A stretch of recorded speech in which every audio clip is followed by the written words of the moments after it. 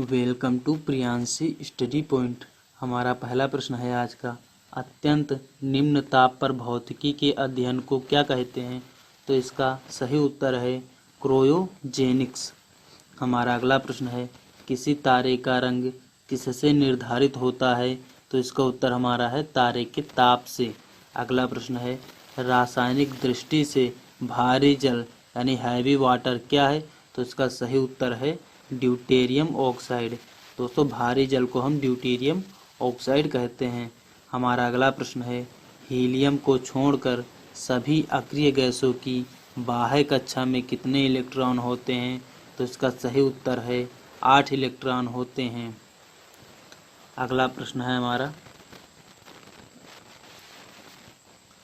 हीरा और ग्रेफाइट किसके अपरूप हैं? तो इसका सही उत्तर है कार्बन के अपरूप हैं। हीरा और ग्रेफाइट कार्बन के अपरूप हैं। हमारा अगला प्रश्न है, किस गैस में सड़े अंडों की गंध आती है? तो इसका सही उत्तर है हाइड्रोजन सल्फाइड गैस में सड़े अंडों की गंध आती है। अगला प्रश्न है, न्यूरॉन किसकी इकाई का नाम है? तो इसका सही उत्तर है तंत्र की इकाई का नाम जो है न्यूरॉन है। हमारा अगला प्रश्न है, लौंग के तेल का प्रमुख घटक जो दांत का दर्द दूर करने में प्रयुक्त होता है, तो उसका क्या नाम है? तो दोस्तों, उसका नाम है यूरेनॉल। न्यूरॉन की लौंग के तेल का प्रमुख घटक जो दांत का दर्द दूर करने में प्रयुक्त होता है, तो उसका सही उत्तर है इसका यूरेनॉल। हमारा अगला प्रश्न है, आइकोनोग्राफी के अंतर्गत किस चीज का अध्ययन किया जाता है? तो इसका सही उत्तर है इस शाखा के अंतर्गत यानी आइकोनोग्राफी के अंतर्गत मूर्तियों एवं प्रतिमाओं का अध्ययन किया जाता है आइकोनोग्राफी के अंतर्गत। हमारा अगला प्रश्न है, जल में प्रकाश यानी लाइट का वेग कितना होता है? जल में प्रकाश का वेग कितना होता है? तो इसका सही उत्तर है 2 लाख। इसका सही उत्तर है दोस्तों 2,25,000। जल में प्रकाश का वेग कितना होता है? तो इसका सही उत्तर है 2,25,000 मिलीमीटर प्रति सेकेंड। 2,25,000 मिलीमीटर प्रति सेकेंड। हमारा अगला प्रश्न है, एक पारसेक कितने मीटर के बराबर होता है? एक पारसेक कितने मीटर के बराबर होता है? तो इसका सही उत्तर है एक parsec equal to 3.09 into 10⁻16 metre दूरी का मात्रक है, जो कि पैरालिस्टिक सेकंड का संक्षिप्त रूप है। दोस्तों, हमारा अगला प्रश्न है, कोशिका का ऊर्जा ग्रह यानी पावर हाउस ऑफ सेल कहे जाने वाले माइटोकॉन्ड्रिया नाम सर्वप्रथम किसने दिया? यानी कोशिका का ऊर्जा ग्रह कहे जाने वाले माइटोकॉन्ड्रिया नाम सर्वप्रथम किसने दिया? तो इसका सही उत्तर है सी बेंडा ने दिया है इसका सर्वप्रथम नाम। हमारा अगला प्रश्न है, वेसेक्टोमी तथा ट्यूबेक्टोमी क्या है? तो दोस्तों, इसका सही उत्तर है संतानोत्पत्ति की क्षमता को रोकने के लिए पुरुषों की नसबंदी को वेसेक्टोमी तथा महिला नसबंदी को ट्यूबेक्टोमी कहते हैं। हमारा अगला प्रश्न है, साबुनी घोल के बुलबुले रंगीन प्रतीत होते हैं, क्यों? तो इसका सही उत्तर है प्रकाश के व्यक्तीकरण के कारण जो है साबुनी घोल के बुलबुले रंगीन प्रतीत होते हैं। हमारा अगला प्रश्न है, विटामिन ए का संग्रह किस अंग में होता है? तो विटामिन ए का संग्रह दोस्तों यकृत यानी लीवर में विटामिन ए का संग्रह होता है। हमारा अगला प्रश्न है दोस्तों, यदि हवा में ऑक्सीजन यानी O2 की सामान्य मात्रा के साथ साथ carbon monoxide CO carbon monoxide भी हो तो मनुष्य का दम घुटने लगता है, क्योंकि हीमोग्लोबिन ऑक्सीजन की बजाय यानी O2 के बजाय CO यानी कार्बन मोनोऑक्साइड से अधिक तत्परता से संयोग करता है। अगला प्रश्न है, जीवाणु यानी बैक्टीरिया को किन कारणों से एक पादप माना गया है? तो इसका सही उत्तर है कोशिका भित्ति यानी सेल वॉल की उपस्थिति के कारण जीवाणु यानी बैक्टीरिया को एक पादप माना गया है। हमारा अगला प्रश्न है, मधुमक्खी की भाषा का अनुवाद करने वाला वह कौन वैज्ञानिक था जिसे नोबेल पुरस्कार से सम्मानित किया गया? तो इनका नाम है कार्ल वान फ्रिश। इनका नाम इनका नाम है कार्ल वान फ्रिश।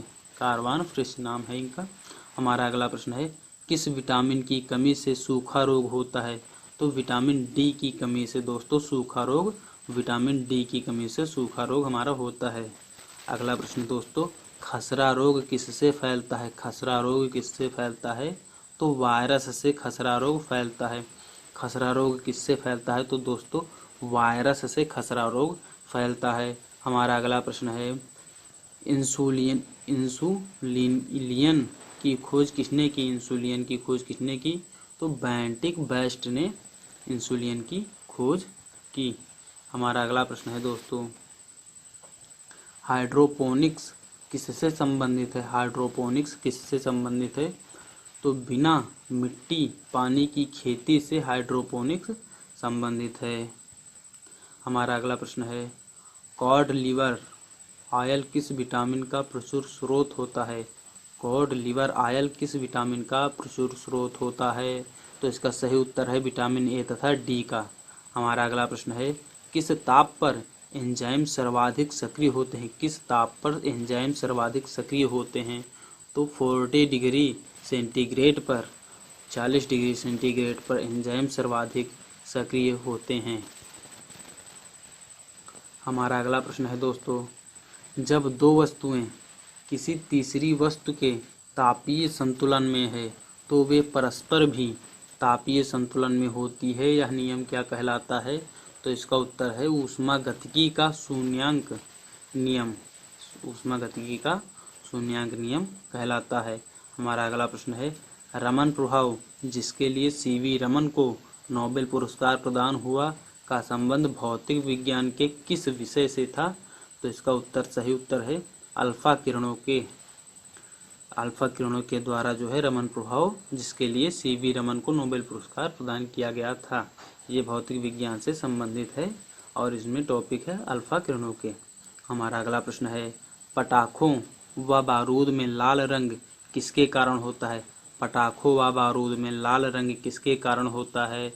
तो स्ट्रांसियम के कारण पटाखों व बारूद में लाल रंग स्ट्रांसियम के कारण होता है।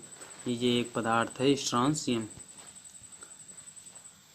हमारा अगला प्रश्न है दोस्तों, जेट इंजन की कार्य प्रणाली किस भौतिक राशि के संरक्षण पर आधारित है?